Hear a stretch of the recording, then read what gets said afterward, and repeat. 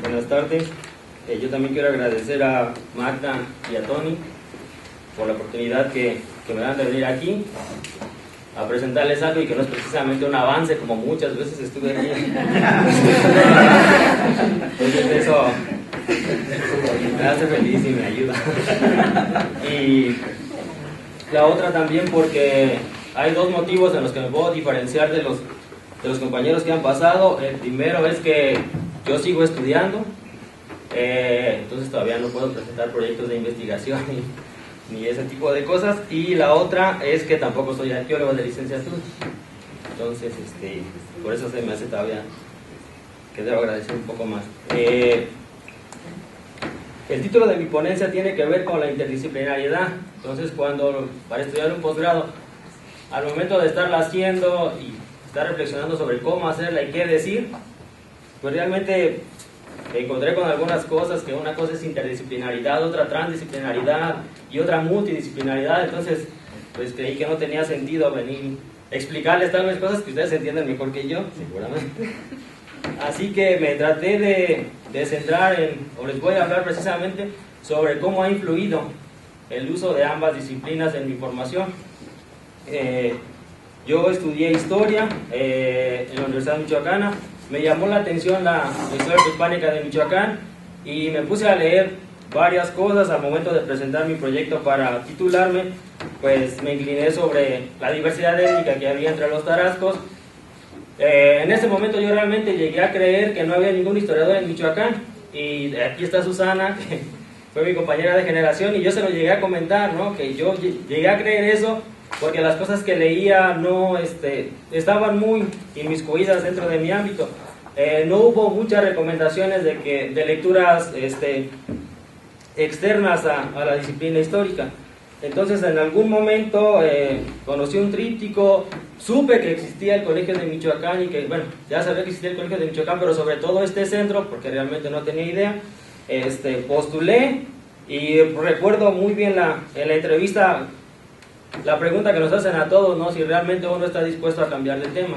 Yo en ese momento pues dije que sí, pero pues yo dije, bueno, si yo vengo a eso, porque el motivo por el que yo venía era que mis cuestiones de explicar la sociedad tarasca y el funcionamiento de los tarascos y esa diversidad étnica se reducía solamente a las fuentes. Entonces solamente recuerdo que mis profesores me decían, es que tal vez si estudias una maestría en arqueología se va a solucionar el problema, porque nosotros, bueno, están las fuentes históricas hasta el siglo XVI, pero en la arqueología te va a dar todas las herramientas para explicarlo. Obviamente no fue así. Cuando uno llega, pues realmente se enfrenta a distintos problemas. El primer problema para mí fue cuando me empezaron a hablar de patrón de asentamiento. Yo no tenía lecturas previas sobre el patrón de asentamiento. Y pues escuchar ese tipo de cosas así como que en algún momento sí tuve un shock, ¿no? Por eso. Pero otra cosa que se me hace bastante interesante que hay en este centro es que existe esa disponibilidad y esa cercanía con los profesores para si tienes la duda te puedas acercar. Otra experiencia que también quiero comentar es que cuando yo llegué aquí, llegué con el rollo de que no tenía que tener tanta cercanía con el profesor porque era doctor y existía esa distancia. Yo venía de ese sistema. Entonces realmente eso es muy gratificante, que existe esa cercanía para poder explicar las cosas e ir adentrándose un poco más. ¿Cómo me sirvió? Pues en distintos sentidos. He estado escuchando a los compañeros previos y al parecer tuvimos algunas materias, sobre todo las optativas, diferentes, ¿no? En mi caso yo tuve una optativa llamada arqueometría que realmente me abrió una visión así totalmente distinta a lo que yo pensaba sobre lo que podría ser solamente la historia o las ciencias sociales.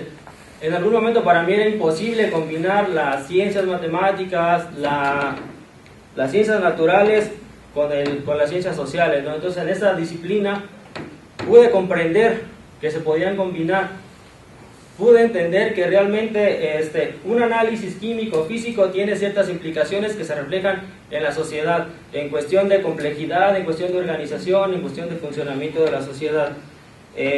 Otra optativa que yo tuve fue la de arqueología ambiental. Y vía la arqueología ambiental yo conocí una rama o metodología que se llama ecología histórica. en la que realmente yo pude ver que se podía combinar tanto los documentos históricos como las ciencias naturales y que no había ningún problema, ¿sí? Que en otros países se estaba desarrollando eso. Realmente eso también me abrió un panorama más amplio. Ya también Alejandro lo mencionó, tuvimos, me parece que fue media optativa con el doctor Armando Anaya, y ahí cambió totalmente mi perspectiva en el sentido de que yo todavía venía de esa tradición donde un mapa simplemente era una ilustración que acompañaba al texto, y no propiamente un mapa, era un resumen del texto, que realmente un mapa venía a resumir contenido de 100 o 50, independientemente del número de cuartillas, ¿no? Entonces eso realmente lo pude aprender aquí. También conocí otras disciplinas. Yo solamente venía en ese rollo de la escuela de los anales, Fernand Braudel, que no los comprendía tampoco bien, pero pues yo decía que ya había pasado por ahí, que los entendía, ¿no? Entonces realmente pude conocer otras disciplinas, la materia de corrientes antropológicas, de corrientes arqueológicas, me parece, teóricas en la arqueología. Me abrió otro panorama de yo pensar un individuo muy concreto que se explicaba de manera muy sencilla, y realmente fue una revolución, ¿no?, el conocer todas estas disciplinas. Otra cuestión que yo pude comprender es que muchas veces acudía a una fiesta y pues como que no estaba tan dañado todavía por analizar realmente qué significaba una fiesta. Veía que una persona se ponía un objeto, simplemente los que practican el culto católico, pues uno va al templo y va al padre, pero no va más allá. Esa era mi idea. Yo realmente ya cuando comencé a leer, cuando comencé a hacer el proyecto y que tuve que leer más de cuestiones históricas, pues me di a la tarea, ¿no?, realmente de comprender el simbolismo que tiene un objeto, ¿no?, que no simplemente es un objeto por serlo, sino que tiene un conjunto de implicaciones, y que tiene tanto implicaciones de quien lo porta, como también en el sentido de la economía que se produce para producir ese objeto, ¿no? Entonces realmente mi panorama que yo tenía un tanto reducido cuando llegué acá, muy centrado solamente en la historia, y en una historia tal vez muy positivista, en el sentido de que lo que importa es el documento y no puedes ir más allá del documento. Realmente aquí el panorama se me abrió un panorama muy interesante. Sobre lo que estaban también comentando, en el sentido de que está el programa, está la posibilidad, sí se estudia el programa, pero tal vez la crítica que yo pudiera hacer en ese sentido es que cursamos el programa y después mencionaban que muchas veces cuando eres arqueólogo ya llegas con tu información, entonces tal vez muchas veces tienes la posibilidad de ir a trabajar donde ya lo habías hecho y ya tienes una especialización un poco más, pero realmente cuando uno llega de otra disciplina, llega el momento donde tal vez ya no tienes cabida en ninguna de las dos disciplinas, porque si uno que es historiador te persigue la ley del 72, realmente así lo llega a sentir. Entonces sí es ahí sí me parece que dentro del programa es como el que hacer. Bueno, posteriormente cuando regreso de acá hago lo que tiene la posibilidad de hacerlo, descansar un tiempo de tanta lectura y de despegarse un poco sobre los tarascos, y realmente me puse a reflexionar sobre si quería seguir estudiando, en qué iba a estudiar, porque como les decía, ya no sabía esa identidad, ya no sabía dónde la tenía, a dónde tenía que ir, porque realmente como también tenía este sentido de descubrir las ciencias naturales, de descubrir que realmente la herramienta arqueométrica era un panorama muy interesante. O sea, esa fue otra posibilidad que se me abrió acá. Finalmente, como Claudia, o la doctora Claudia del Centro de Historia, estoy cursando, nuevamente regresé a estudiar historia, pero realmente el panorama que yo tengo sobre las cuestiones que hemos visto es totalmente diferente. Yo creo que si yo hubiera seguido en esa tendencia de seguir dentro de la unidisciplinariedad, como mis compañeros, de ser historiador, maestro en historia, doctor en historia, tal vez la perspectiva que yo tengo, que no sé si sea buena o mala, me permite ver muchas cosas. Un ejemplo de esto es en el sentido de, en historia hablamos, por ejemplo, de un paradigma que diseñó Fernand Braudel, ¿sí? Entonces realmente cuando a mis compañeros, bueno, al grupo nos dejaron leer a Braudel, son 2 tomos, como ustedes saben.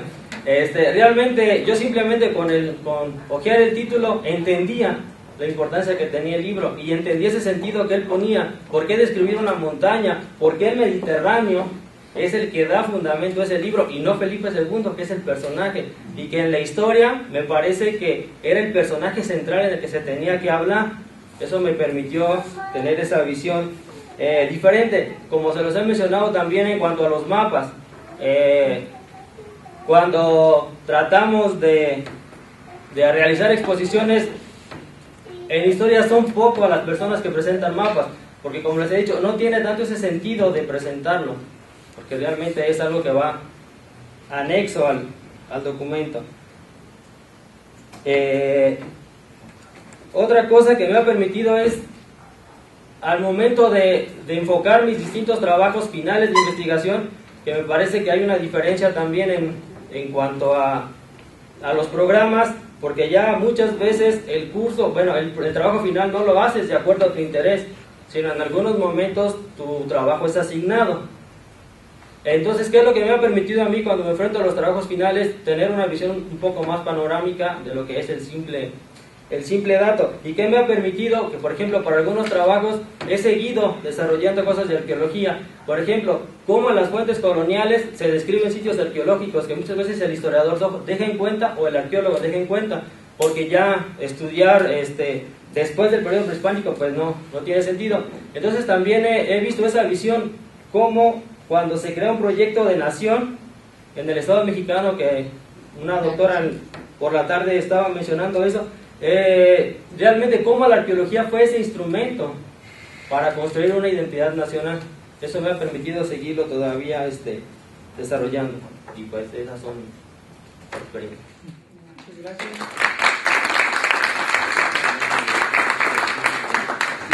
Además bastante corto, que más tiempo. Adelante. Yo quiero hacerte una pregunta. Eugenia, una colega de Eugenia Fernández, tú la conoces, que trabaja acá, ha dicho muchas veces que todos tenemos un arqueologuito que llevamos dentro.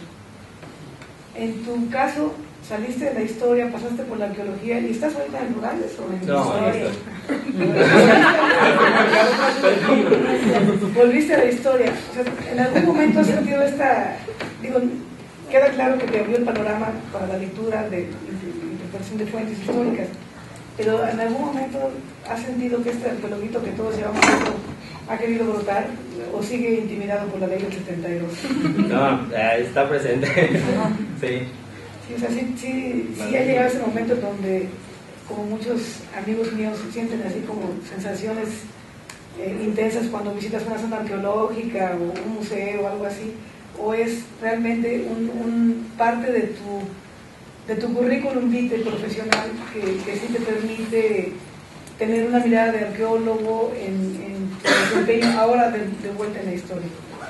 Sí, a mí me parece que ese sentido de las cosas que aprendes, por ejemplo, cuando vas en un autobús, vas en la carretera, ya como que te queda esa idea, ¿no?, de que tengo que voltear a ver el paisaje, o ahí hubo eso, o creo que sucedió esto. Eso sí o igual, como mencionaba, simplemente en los objetos, ¿no? Ya no ves un objeto como lo veías antes, ya no acudes a una festividad como lo veías antes. Gracias. Oye, yo, bueno, también te felicito esta visión, ¿no?, de comparativa entre la arqueología y la historia. Sabes que Phil durante muchos años trató de formar una cátedra de Brodel, ¿no? Pero tenemos un conflicto entre los historiadores y los arqueólogos, como ya te habrás dado cuenta, ¿no? O sea, esa perspectiva de larga duración vista desde los historiadores, pues es bien cortita. Yo no tengo nada en contra de los historiadores, pero esa visión de larga duración de Brodel era más de arqueólogo que de historiador. Quien la ha defendido en el colegio de Michoacán, o la defendió durante muchos años, fue Brixi, Pepe Lameiras, Pérez, que siempre ha estado muy al pendiente de todo lo que pasa acá, y yo creo que esa perspectiva de larga duración es debería ser un diálogo entre los dos centros. Afortunadamente Claudia y Hans en Tradiciones tienen también como esa perspectiva, pero pero no tenemos, creo que el colegio debería recuperar esa tradición que acabas de mencionar de la escuela de Brodel, pero dimensionarla realmente en estos procesos de veras de larga duración. Es decir, las explicaciones del cambio cultural no empezaron en el siglo XVI para acá, ¿no? Yo creo que esa... no quiero endosarte un asunto, pero tú lo mencionaste, para empezar, como decimos siempre, el que propone, dispone. Ojalá tú en el futuro puedas retomar esta perspectiva, igual que Claudia lo ha hecho con el Centro de Historia, y algún día quizá esta cátedra de Fernán Brodel pudiera como ser algo muy interesante, ¿no? También los arqueólogos buscamos significados y siempre estamos pensando en la complejidad social. Hay otras cosas, ¿no?, de significado histórico que estamos dejando fuera en favor de entender procesos de complejidad social. ¿Qué tan complejo es? Medianamente complejo, hipercomplejo, ultracomplejo. Caemos en categorías poco explicativas, ¿no? De tal manera que metodológicamente yo creo que algo que nos adeudamos a arqueólogos e historiadores es entender esta parte de hasta qué nivel empieza lo de larga duración, pero no es del 16 para acá, ¿no?, es más atrás.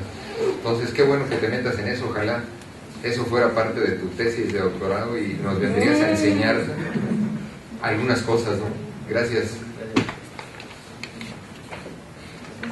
Yo tengo una pregunta. O sea, evidentemente tu interés inicial por la arqueología fue el interés por la época prehispánica como historiador. Luego pues seguiste en la maestría. Ahora vuelves a la historia en el nivel de doctorado, y la pregunta es si ese arqueologuito que llevas dentro se manifiesta por tu interés por la época prehispánica, o después de haber pasado por la maestría aquí es un interés, o sea, es una, digamos, vocación metodológica. O sea, si te ha servido de alguna manera, más que servir, si ha influido lo que aprendiste en la maestría para los estudios históricos, o sea, no para estudiar la época prehispánica, sí, sino en general para cualquier tema de los que estés estudiando ahorita en las materias normales del doctorado, de la materia de doctorado en historia. Si sientes que tu formación aquí cambia tu forma de entender otros periodos históricos.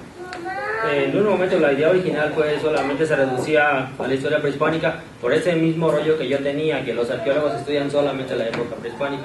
Pero bueno, aquí tenemos el curso con Beto, que realmente nos abre ese panorama también sobre la arqueología histórica. Y también en ese sentido sí me ha permitido en las otras materias, no solamente desarrollar un trabajo, pero sí pensarlo a partir de esa forma. Sobre todo en historia hay periodos históricos, por ejemplo la época colonial, porfiriato, donde se habla mucho de la hacienda, pero es la hacienda en el sentido de que produce tanto, está el número. Y ahora me ha permitido, por ejemplo, que si esa hacienda puede producir más que la hacienda del norte que la hacienda del sur, porque tiene más recursos hidráulicos, porque el río por el que tiene que pasar el agua está primero la hacienda del norte que la del sur. O sea, también eso me ha permitido ir diversificando un poco más para enfocar los problemas.